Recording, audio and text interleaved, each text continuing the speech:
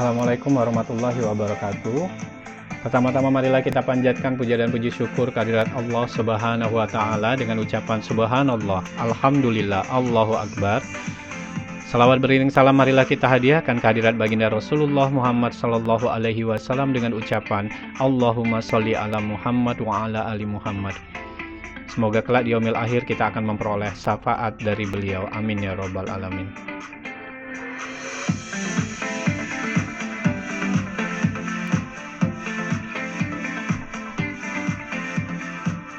Selamat datang saya ucapkan kepada seluruh rekan-rekan mahasiswa dan mahasiswi semuanya dimanapun Anda berada. Semoga dalam keadaan sehat selalu di masa COVID-19 ini. Selalu jaga protokol kesehatannya. Baik, sebelum kita memulai pembelajaran, marilah kita berdoa terlebih dahulu agar keberkahan ilmu akan kita dapatkan. Bagi yang beragama Islam, doa akan saya pandu, dan bagi yang beragama selain Islam, saya persilakan untuk berdoa menurut agama dan kepercayaannya. Bismillahirrahmanirrahim. Rabbi zidni ilma warzuqni fahma. Rabbi shrahli sadri wa yassirli amri wahlul 'uqdatam min lisani yafqahu qawli. Amin ya rabbal alamin.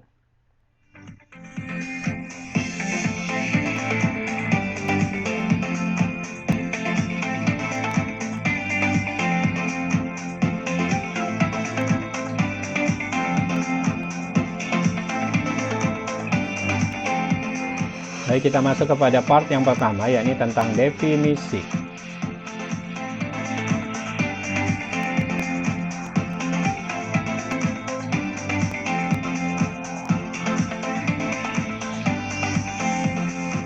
Yang pertama adalah definisi aktivitas.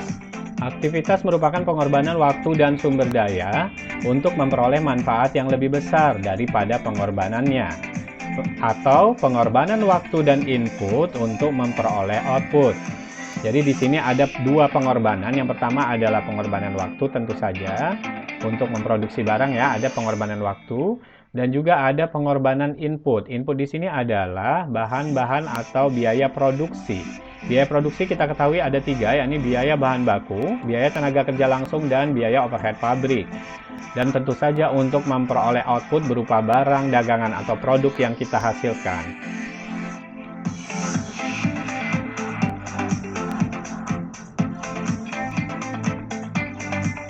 Sementara perilaku biaya aktivitas adalah perubahan biaya. Jadi dia merupakan perubahan biaya yang berdasar kegiatan. Jadi apabila ada aktivitas-aktivitas atau kegiatan-kegiatan yang dilakukan, tentunya ada perubahan biaya yang terjadi. Oke, dalam dunia bisnis dia dinyatakan secara kuantitatif, dapat dihitung ya, dalam bentuk volume, waktu, dan satuan uang.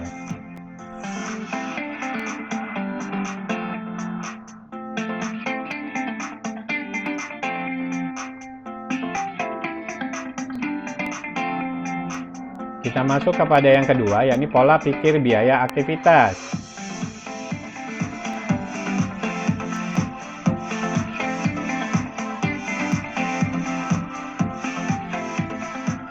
Baik, aktivitas apa yang dilakukan oleh perusahaan? Tentu saja aktivitas bisnis.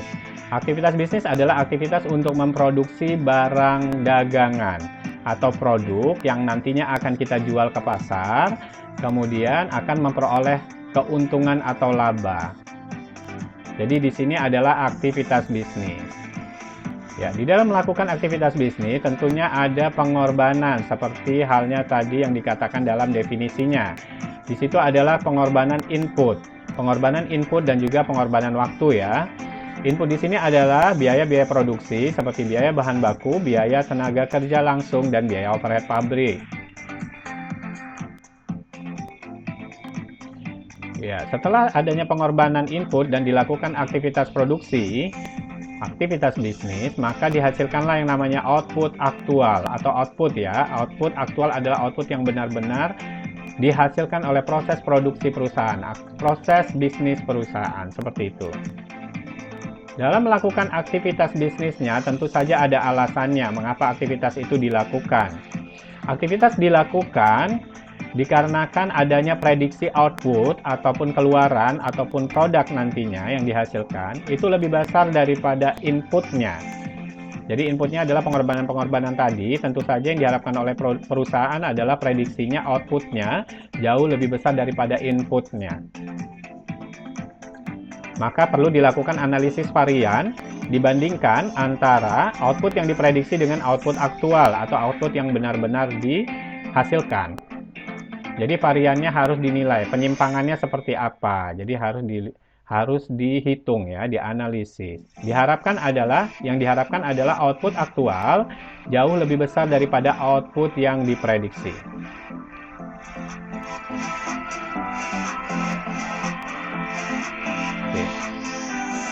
Setelah kita tadi perusahaan mengetahui mengapa aktivitas itu dilakukan, maka perusahaan harus menetapkan bagaimana melakukannya. Ya, metodenya seperti apa? Ya, metodenya adalah efektif dan efisien. Efektif di sini adalah cepat dan tepat dalam mencapai sasaran kerja. Sementara efisien di sini adalah berhubungan dengan biaya, di mana biayanya diharapkan dapat hemat, ya. Biayanya hemat ataupun biayanya kompetitif dari perusahaan pesaing. Maksudnya di sini jangan sampai biaya-biaya dalam memproduksi produk kita yang sejenis dengan perusahaan lain itu jauh lebih besar daripada perusahaan lain. Jangan sampai seperti itu. Jika lebih besar, otomatis nanti pada saat kita menjual, harga jualnya sama dengan perusahaan pesaing ataupun lebih rendah. Maka kalau kita biayanya lebih boros, otomatis keuntungan kita juga tidak akan besar. Seperti itu. Maka kita harus melakukan biaya yang kompetitif, biaya yang bersaing dengan perusahaan sejenis. Baik, di sini kita harus mengukur profesionalisme daripada perusahaan. Dengan cara apa?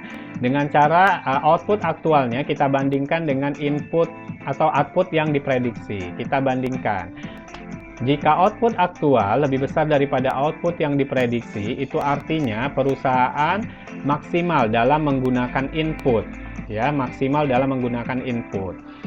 Nah, dan apabila maksimal dalam menggunakan input dan melakukannya dengan efektif dan efisien, maka perusahaan tersebut dikatakan profesional. Jadi, tidak perlu dilakukan lagi tingkat profesionalisme perusahaan. Seperti itu ya.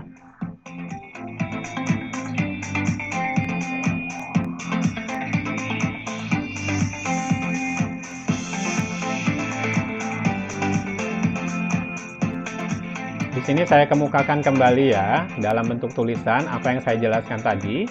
Yang pertama adalah aktivitas apa tadi ya? Aktivitas bisnis untuk memproduksi output barang dagangan untuk mencari laba. Untuk memproduksi output diperlukan pengorbanan input. Yang kedua, mengapa aktivitas itu dilakukan? Karena prediksi output lebih besar daripada input ya, seperti yang saya jelaskan tadi. Artinya, output jika dibandingkan dengan input harus lebih besar dari 1, berarti menguntungkan. Yang ketiga, bagaimana melakukannya? Proses bisnis harus efektif dan efisien, seperti yang saya jelaskan ya. Artinya cepat mencapai sasaran kerja, dan biayanya juga harus kompetitif. Kompetitif terhadap perusahaan pesaing yang sejenis. Dan yang keempat adalah output aktual. Output aktual diharapkan harus lebih besar daripada output yang diprediksi. Berarti perusahaan efektif dan efisien di dalam menggunakan input. Dengan demikian manajemen dapat dikatakan profesional.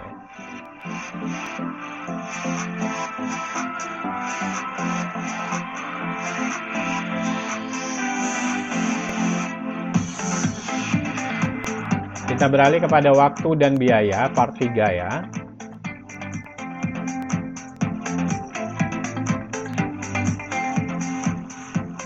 Dunia bisnis tunduk pada hukum time value of money. Artinya, nilai uang ditentukan oleh waktu. Maksudnya di sini adalah nilai uang besok harus lebih besar daripada nilai uang sekarang. Oleh sebab itu, manajemen bisnis harus mengelola waktu. Mengelola waktu adalah mengelola aktivitas. Dan itu artinya mengelola pendapatan dan biaya. Jadi di situ perusahaan hendaknya mengelola waktu. Dengan mengelola waktu sama dengan perusahaan mengelola aktivitas. Dengan mengelola aktivitas, maka perusahaan artinya dapat mengelola pendapatan dan biayanya.